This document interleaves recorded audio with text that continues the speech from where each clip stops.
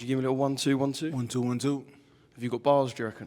Huh? You're a Brooklyn boy, you must have bars. There's been some good rappers from Brooklyn. Always got bars, man. Always got bars. Biggie, man. Jay-Z, Jarrell Miller maybe? Come on, One man. day. Oh, we're working on it, Right, let's do it. This is Oscar Bevis of the Stomping Ground, powered by Wow Hydrate and available on DAZN. A pleasure for me to get some time to sit down. Likewise, Big baby, Jarrell Miller. Good to see you, my friend. How's life? Life is life, man. It's never easy. There's always ups, there's always downs, hills and valleys. But you got to find a way to keep on trucking and keep pushing. So we here, we pushing. Yeah. Well, surely ups at the moment. You're heading into a massive fight, training camp in Philly. Talk to me about the last month or so. Yeah, man, we've been in camp for 3 months, 2 months in PA in Philadelphia with Bozy in the dungeon with Boots Ennis. It's been great, man. It was phenomenal. No complaints. Try to get a routine going, and feel phenomenal, man. Diet was good, nutrition good. Had my right hand, my boy Mike down there with me, cooking it up. So no complaints, man. I love the way you use the word dungeon. That makes it sound like you was putting in some serious work. Nah, we put in work, baby. We put in work. The body's gonna show, the performance is gonna show. And the boxing IQ is going to show. We're going to have fun. The name of this fight is having fun. This fight especially we're going to have fun. I haven't had fun in a long time, and this is it. Well, when you put the names Jarrell Miller and Andy Ruiz together, I think the fans know that it can only be fun. Forget Andy as a fighter for a second. As the man, Andy Ruiz, what's your feeling? He's a great guy, man. I've followed his career since me and him met in Detroit probably 11, 10 years ago, and he took an opportunity and ran with it. But he's a good guy, man. Nothing bad I can say about him. Me and him have gone through our ups and downs, outside the ring, man. And there's more power to him, But unfortunately, we're fighting each other, and I got to kick his ass. But outside of that, he's a great guy, man.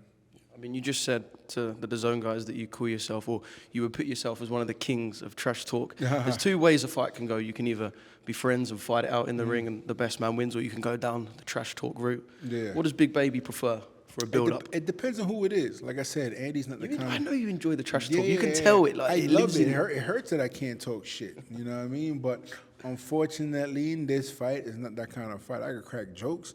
We caught him eating a bunch of hot dogs in New York, and they said he had some liposuction a few years ago and didn't go so well.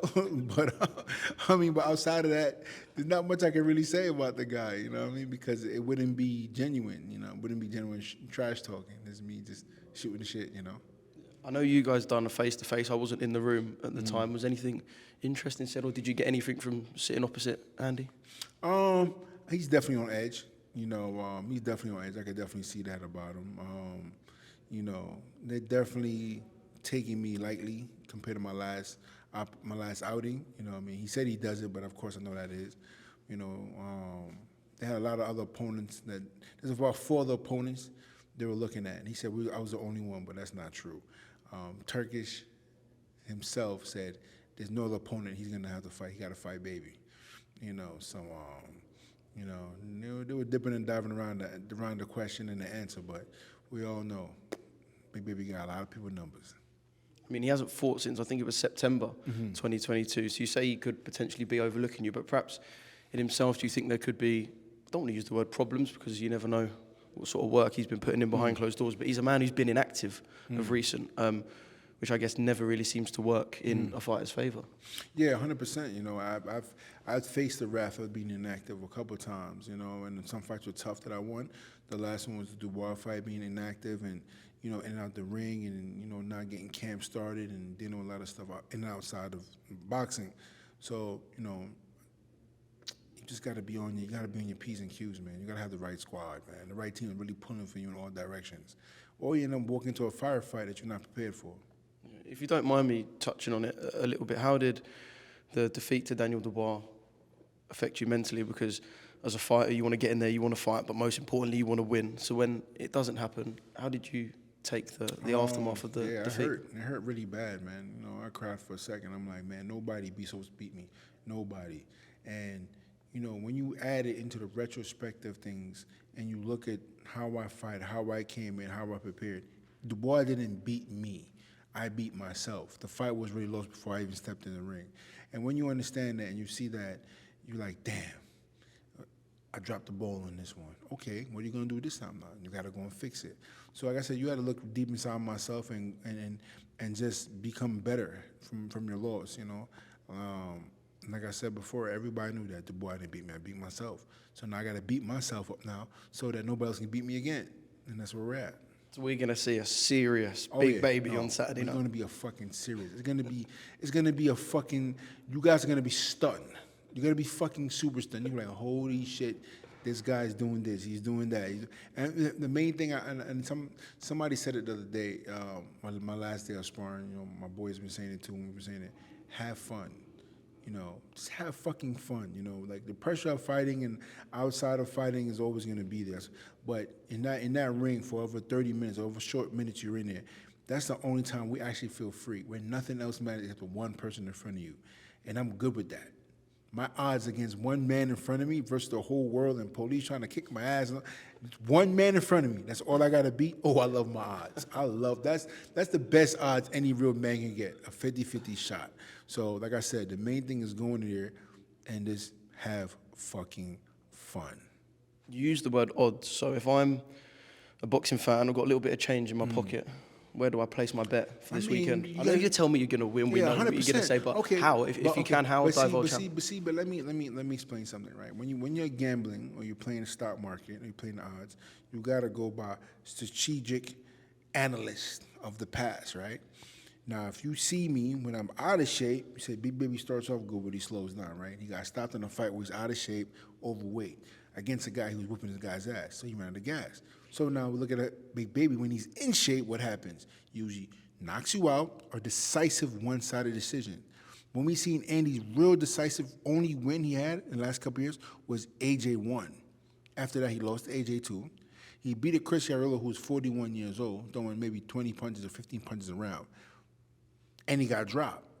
Then he fights a 48-year-old Ortiz. First, his first lefty. Okay. Dropped Ortiz, however, couldn't finish him. And it was a close win, 1-point win against a guy he dropped twice. I was over 45, 48 years old.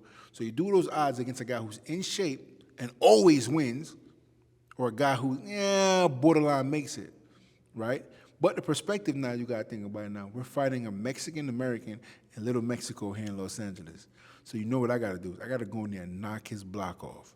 So, hey, the safest bet is bet on Big Baby for the knockout. That's going to get you most money. Hey, the listeners have been told. Yeah. They've been told. Mate, I cannot wait. I think you two is a brilliant kind of style clash, and I think it's really going to go down well. I'm not going to keep you too much longer because I know you've obviously got other things to do on fight week. I've got to mention Anthony Joshua again, listening into something that was said with DAZN, your dream opponent. The Anthony Joshua fight one, we didn't get to see. We all still want to see. Yeah. Does it kind of burn inside you? Every fucking day. Every fucking day. Every day somebody brings it up, it burns. But like I said, you know, he has multiple losses, and he's still the main guy I want to beat up. But let's see how he does against Dubois after I get past Andy. You know, the skies are still limit. No, we're still young. You know, a lot of things can happen in this boxing game. So it's never written off. You know, me and Eddie talked more the last year that we talked than 3 years before that. So, you know, I feel like it's always an open communication thing. You know, after this fight, I'm a free agent. So it's going to be a lot more room to gravitate and move around and get things done, you know. So, like I said before, you asking me that question, that shit made me felt good on the inside, because when I think about all the positivity after the negativity, I can smile and say, you know what? Shit ain't over yet, baby. It ain't over yet.